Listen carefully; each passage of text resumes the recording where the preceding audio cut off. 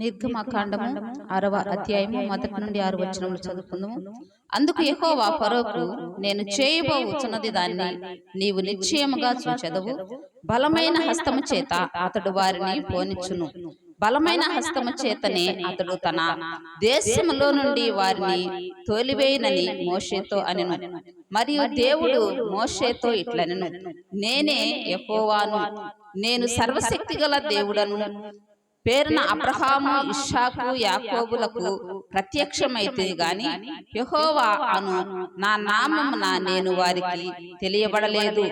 మరియు వారు పరవాసము చేసిన దేశముకు కనాను దేశమును వారికిచ్చుటకు నా నిబంధనను వారితో స్థిరపరచితిని.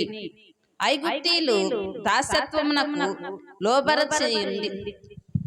లోపరచియున్న ఇశ్రాయేలీల మూలుగును విని నా నిబంధనను జ్ఞాపకం చేసుకొని ఉన్నాను. కాబట్టి నీవు ఇశ్రాయేలీలతో ఇలాగూ చెప్పుము, నేనే యెహోవాను. నేను ఐగుప్తీయులు మోయించు బరువుల క్రింద నుండి మిమ్మను వెలుపలికి రప్పించి వారి దాస్యత్వములో నుండి మిమ్మను విడిపించి నా బాహువు చాపి గొప్ప తీర్పులు తీర్చి మిమ్మను విడిపించి మిమ్మును నాకు ప్రజలుగా చేర్చుకొని మీకు దేవుడినై ఉందును. అప్పుడు ఐగుప్తీయుల బరువు క్రింద నుండి మిమ్మును వెలుపలికి రప్పించిన మీ దేవుడినైన యెహోవాను నేనే అని మీరు తెలుసుకొందురు.